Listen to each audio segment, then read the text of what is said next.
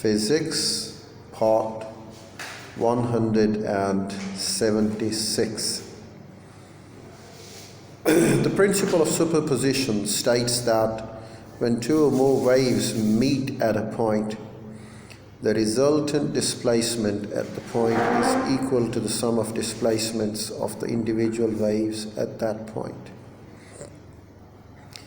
Because displacement is a vector, we must remember to add the individual displacements, taking account of their directions. The principle applies to all types of waves. If we consider the effect of superposition at a number of points in space, we can build up a pattern showing some areas where there is constructive interference, and hence a large wave disturbance, and other areas where the interference is destructive and there is little or no wave disturbance. The figure illustrates the interference of the waves from 2 point sources A and B. The point C is equidistant from A and B. A wave traveling to C from A moves through the same distance as a wave traveling C from B. If the waves started out in a phase at A and B, they will arrive in phase at C. They combine constructively, producing a maximum disturbance at C.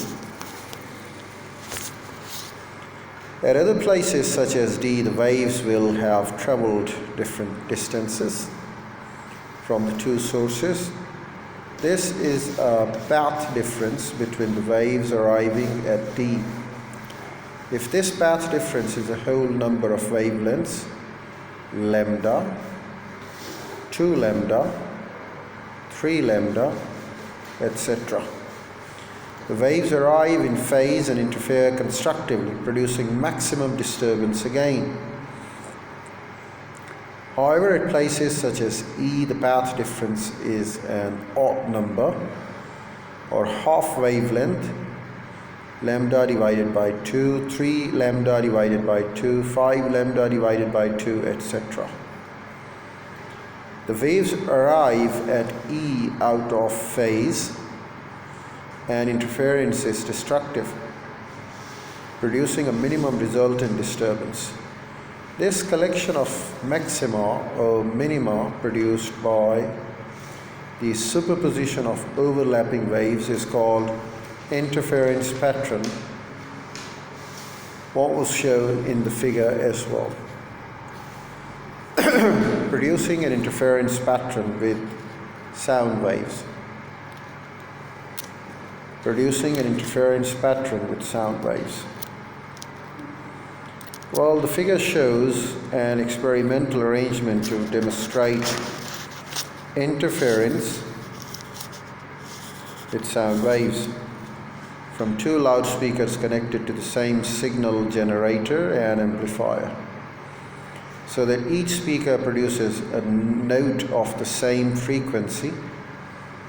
The demonstration is best carried out in the open air, on playing fields, for example, to avoid reflections from wall, but it should be a windless day, moving about in the space around the speakers. You pass through places where the waves interfere so constructively, you can hear a loud sound. In places where the waves interfere destructively, the note is much quieter than elsewhere in the pattern. Producing an interference pattern with light waves. If you try to set up a demonstration with two separate light sources, such as car headlights, you will find that it is not possible to produce an observable interference pattern.